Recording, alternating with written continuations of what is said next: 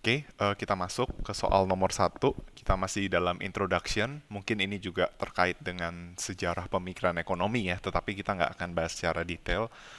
Yang pertama ya, siapakah bapak dari makroekonomi? Ya, sebenarnya harusnya sih kalian semua pada bisa jawab ya, karena kita tahu semua bahwa Keynes ini adalah tokoh dari bapak makroekonomi yang juga nantinya melahirkan beberapa teori ekonomi makro seperti itu ya. Dan Alfred Marshall, Adam Smith, David Ricardo itu spesifik di ekonomi mikro. Nah, mungkin kalau kita lihat dari tahun kelahirannya juga kita bisa tahu ya sebenarnya mana yang mikro sama mana yang makro, karena kan lebih dulu yang mikro ya daripada yang makro. Kayak John Keynes itu tahun 83 baru lahir ya. Sedangkan yang kita tahu awal mulanya itu Adam Smith ya.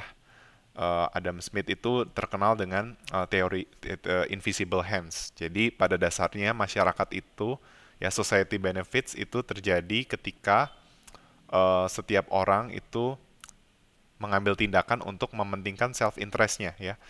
Jadi misalnya ketika konsumen butuh barang, ya mereka akan beli barang dan berarti nantinya akan menciptakan supply kan ya, menciptakan supply. eh, jadi ada orang-orang yang berjualan ya sesuai dengan kebutuhan yang dimaui oleh konsumen. Begitu pula juga sebaliknya ya. Ketika misalnya produsen menciptakan barang, itu juga akan bisa menciptakan demand-nya sendiri seperti itu. Nah, tapi ya, invisible hand menekankan ya semua itu terjadi sesuai dengan mekanisme ya. Tidak perlu ada campur tangan pemerintah dan lain sebagainya. Tetapi seiring dengan munculnya kegagalan ekonomi ya, kita udah belajar ya di ekonomi mikro itu ada berbagai kegagalan pasar. Yang terkenal itu adalah dua, eksternalitas dan asymmetric information ya. Karena ini kalian belajar pengantar makro seharusnya memang ada beberapa kampus yang mungkin belajar makro dan mikronya bersamaan.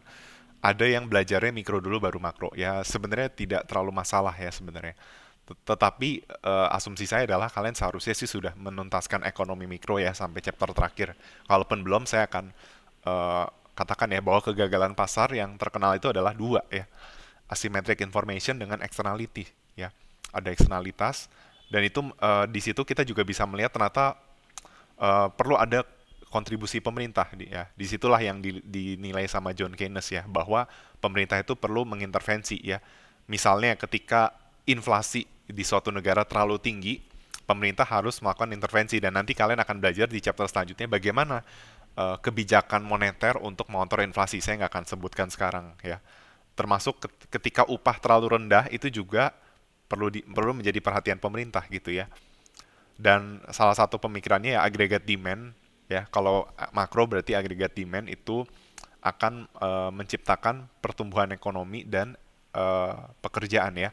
Jadi dari aggregate demand itulah yang nantinya akan memicu pertumbuhan ekonomi dan jumlah orang yang bekerja seperti itu. Atau bisa dibilang ya aggregate demand mencerminkan perekonomian di suatu negara karena kan dia melihat demand secara keseluruhan ya, bukan individual demand. Nah, tetapi saya juga akan sebutkan tokoh-tokoh lain untuk menambah wawasan kalian. Seperti Alfred Marshall itu, kalau kalian yang anak ISP atau yang anak ilmu ekonomi yang sedang mempelajari mikro satu pasti nanti akan ketemu istilah Marshallian demand. Nah, mula-mulanya ya kalau kalian belajar demand curve itu ya dari Marshallian ya.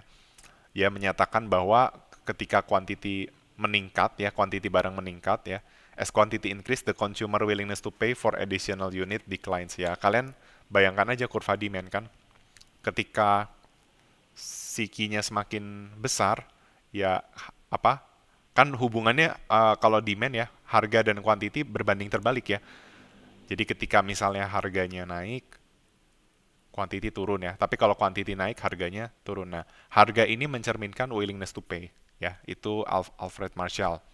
Lalu kalian juga pasti udah tahu kalau di mikro, mungkin belum tahu ya karena nggak belajar sejarahnya. Kalau kalian belajar teori keunggulan komparatif, saya akan recall aja apa itu keunggulan komparatif. Jadi keunggulan komparatif itu adalah eh, ketika suatu negara memproduksi suatu barang dengan biaya dengan opportunity cost yang lebih rendah daripada negara lainnya ya. Jadi misalnya ada negara A sama negara B. Ketika negara A mau memproduksi satu apel, dia harus mengorbankan dua jeruk, sedangkan negara B ketika memproduksi satu apel dia perlu mengorbankan tiga jeruk. Berarti kalau kita lihat dari perspektif jeruk, satu jeruk sama dengan setengah apel di negara A, dan satu jeruk di negara B itu mengorbankan sepertiga apel, maka di sini kita bisa lihat karena untuk memproduksi apel di negara A itu dikorbankan jeruk dengan lebih sedikit, ya, dia hanya perlu mengorbankan dua jeruk, sedangkan di negara B perlu mengorbankan tiga jeruk, maka negara A ini memiliki keunggulan komparatif dalam memproduksi apel karena opportunity cost terhadap jeruk lebih murah. Sedangkan kalau dilihat dari sisi jeruk, negara B yang punya keunggulan komparatif karena satu jeruk sama dengan sepertiga apel, lebih kecil daripada setengah apel. Nah, ini teori yang disampaikan sama David Ricardo. Karena mula-mulanya hanya dilihat dari si absolute advantage ya. Karena bisa aja suatu negara itu absolute advantage-nya hampir di semua sektor ya. Absolute advantage itu mengacu pada biaya per unit yang lebih rendah. Secara tidak langsung itu ada kaitannya dualitasnya dengan si produktivitas ya.